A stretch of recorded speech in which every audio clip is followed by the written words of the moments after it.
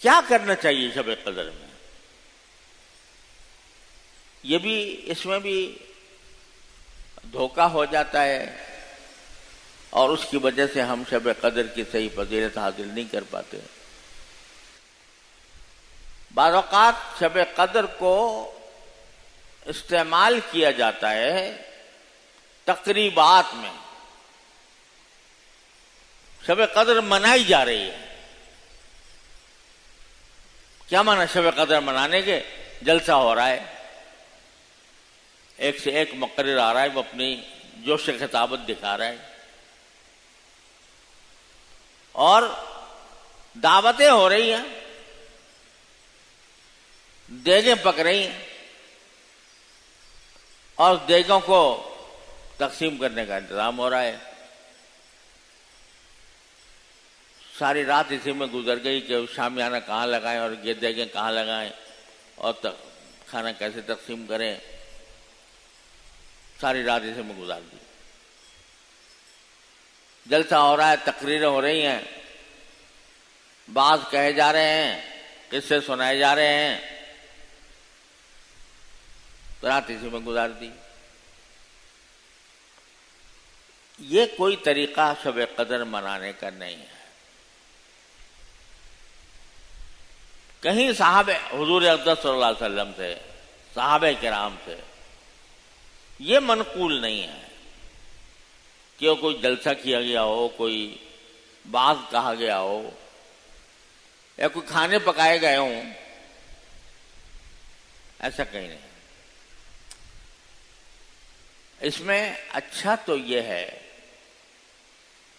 کہ آدمی اپنے گھر میں، اپنے کمرے میں، اپنی خلوت میں، تنہائی میں اللہ تعالیٰ سے کی عبادت کرے،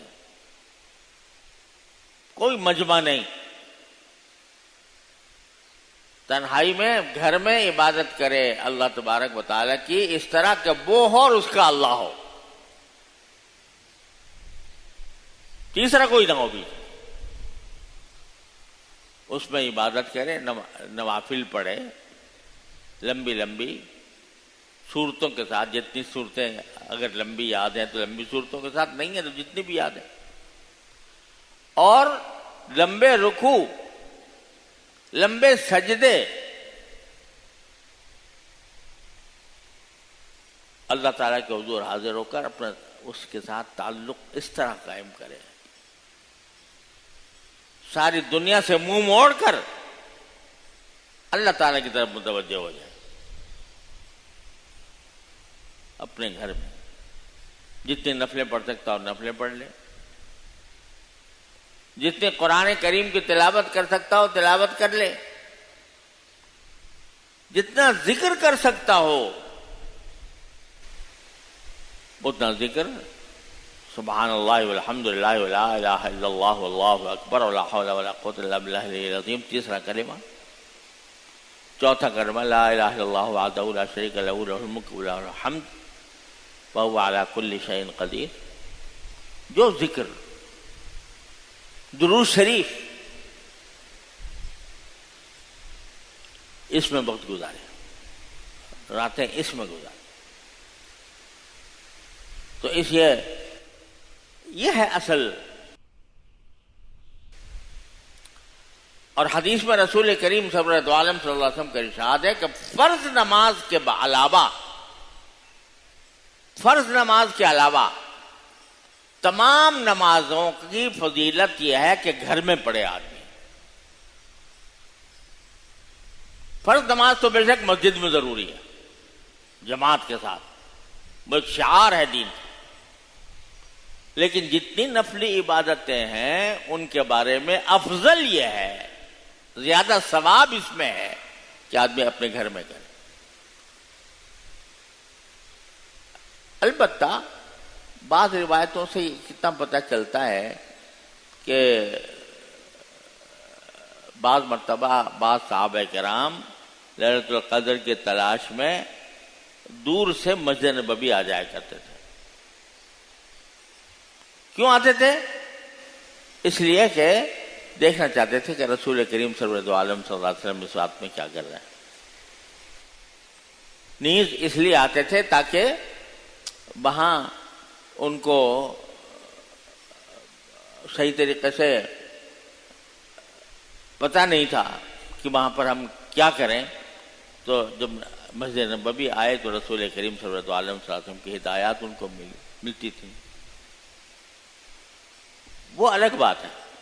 آج بھی اگر کوئی شخص مسجد جائے اس غرض سے جائے کہ بھئی وہاں کچھ جاننے والے لوگ ہوں گے، ان سے پوچھوں گا کہ یہ رات کیسے گزاروں، تو اس میں کوئی حرج نہیں. لیکن اصل افضل یہی ہے کہ تنہائی میں ہو، وہ ہو اور اللہ کا اس کا اللہ ہو، بس اس طرح رات گزاری جائے. 3 باتیں میں نے عرض کی. نوافل، رات کے نوافل 8 ہوں تو اچھا ہے، اس سے زیادہ بھی پڑھ سکتے ہیں، 12 ہو جائے. اور اس میں لمبی رکوع، لمبے سجدے. دوسرے ذکر اور صدقہ خیرات. اور چوتھی چیز جو سب سے اہم ہے وہ ہے دعا. دعا مانگے اپنے مقصد کے لیے بھی، دنیا کے کاموں کے لیے بھی، دنیا میں اس کو جو ضرورتیں لاحق ہیں اس کے لیے بھی. یا اللہ میں بے روزگار ہوں، مجھے روزگار دے دے. یا اللہ میرے رزق میں کشادگی پیدا فرما دے. یا اللہ میری تجارت کو کامیاب کر دے. یا اللہ میرے بچوں کو نیک بنا دے. یا اللہ مجھے میں بے اولاد ہوں، اولاد عطا فرما. جتنی حاجتیں ہیں دنیا کی، اور اپنی بھی، اپنے رشتہ داروں کی بھی، اپنے دوست احباب کی بھی، مانگو اللہ سے. اللہ تعالیٰ کا منادی آواز دے رہا ہے کہ آؤ، جو مجھ سے مانگنا ہے مانگو. وہ مانگو. اور بھائی خاص طور پر جس طرح اپنے لیے مانگتا ہے اسی طرح آدمی کو اپنے رشتہ داروں اور احباب کے لیے بھی مانگنا چاہیے، اور اپنے ملک و ملت کے لیے کہ اللہ ہمارے اس ملک کو کسی طرح ٹھکانے لگا دے. اس کا اونٹ کسی کروٹ بیٹھتا نہیں ہے مدتوں سے، تو یہ اونٹ بیٹھ جائے کسی کروٹ جو آپ کی رضا کے مطابق ہو. یہ دعا کرنی چاہیے. پھر عالم اسلام مصائب کا شکار ہے. فلسطین کو دیکھو، بیت المقدس میں کس طرح یہودی ظلم داخل ہو کر ظلم کر رہے ہیں. کشمیر میں دیکھو کیا ہو رہا ہے. اور اب تو کشمیر پر منحصر نہیں، سارے ہندوستان کے اندر مسلمانوں کو تنگ کیا جا رہا ہے. اور شام میں دیکھو کیا ہو رہا ہے، لیبیا میں کیا ہو رہا ہے، عراق میں کیا ہو رہا ہے. سارے عالم اسلام کو تہس نہس کرنے کا منصوبہ ہے، اعوذ باللہ. اور ہم دنیا کی آبادی کا 1/3 ہم ایسے ہو گئے جیسے تنکے پانی میں تنکے بہہ رہے ہیں. کوئی قوت ہماری نہیں رہی، کیونکہ اللہ کی رسی کو چھوڑ رکھا ہے. تو اس کے لیے بھی بھائی دعا مانگ لو کہ اللہ تعالی ہمیں اللہ کی رسی کو مضبوط پکڑنے کی توفیق عطا فرمائے. واعتصموا بحبل اللہ جمیعا ولا تفرقوا پر عمل کرنے کی توفیق عطا فرمائے. اور یہ سب کچھ ہماری شامت اعمال ہے. کہتے تو ہیں ہم کہ ہم مسلمان ہیں، کلمہ بھی پڑھتے ہیں، لیکن جب ہم بازاروں میں جاتے ہیں تو لوگوں کی کھال کھینچنے کی فکر کرتے ہیں. پھر ہم جلاد بن جاتے ہیں، قذاق بن جاتے ہیں، اور حرام و حلال کی فکر مٹ رہی ہے. جس معاشرے کا کوئی کام رشوت کے بغیر نہ چلتا ہو اسے حق ہے یہ کہنے کا کہ میں مسلمان معاشرہ ہوں.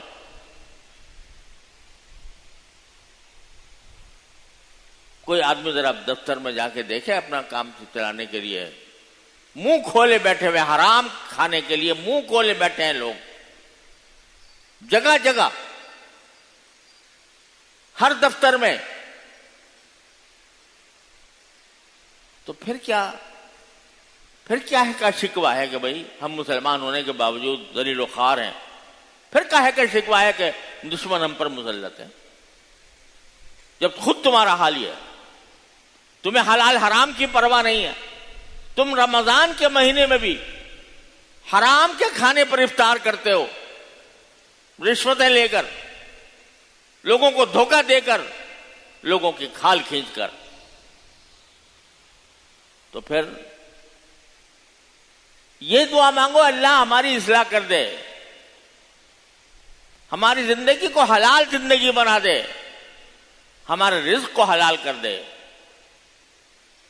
اور شامت اعمال کو ہماری دور فرما دے. کچھ بعید نہیں اللہ تعالیٰ کس اللہ والے کی دعا سن لے، ہمارے حالات بدل جائیں، ہمارے دن پھر جائیں. اللہ تعالیٰ سے یہ دعا مانگنے کی ضرورت ہے. بس بھائی آج کی رات سے انشاءاللہ یہ شروع ہو رہا ہے سلسلہ. اللہ تعالیٰ ہم سب کو اپنے فضل و کرم سے ان راتوں سے صحیح فائدہ اٹھانے کی توفیق عطا فرمائے، اور ان کے اندر جو فضیلتیں اور جو انوار و برکات اللہ تعالیٰ نے رکھی ہیں اللہ ہمیں سب عطا فرما دے، کسی سے محروم نہ فرمائے.